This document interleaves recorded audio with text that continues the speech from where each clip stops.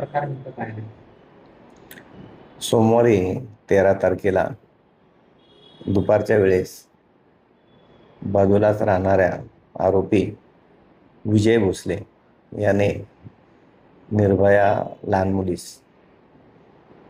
आंबे देतो, आंबे आणलेत म्हणून स्वतःच्या घरी बोलवून तिच्यावर लैंगिक अत्याचार केला. त्याबाबतची आम्हाला हॉस्पिटलमधनं माहिती मिळाल्यानंतर आम्ही जाऊन त्याबाबतचा गुन्हा दाखल केलेला आहे. त्यानंतर आरोपीचा शोध घेऊन आरोपीस अटक केलेला आहे. ते प्रकरण समोर कसं आलं? आईला कसं कळलं?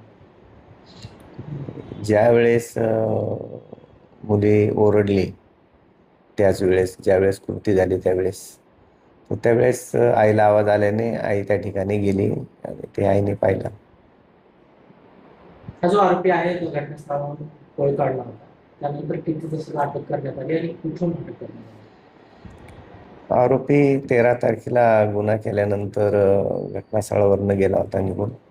त्यानंतर दुसऱ्या दिवशी म्हणजे काल 14 तारखेला त्याला आम्ही त्याचा शोध घेऊन त्याला अटक केलेली आहे. न्यायालयात हजर केलं आहे का आणि किती दिवसाची पोलीस कोठडीमध्ये सोडण्यात आली? आज आरोपीला न्यायालयात हजर करणार आहेत.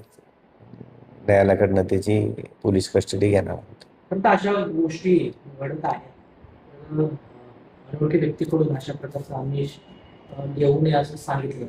पालकांना काय आवाहन कराल? मुलं सुरक्षित कशी राहतील याबद्दल सांगा. पालकांनी अनोळखी व्यक्तीपासून सावधान राहायला पाहिजे असं नाही, आजूबाजूचे जवळचे व्यक्तींपासून सुद्धा सावध राहायला हवंय, अशी परिस्थिती आहे.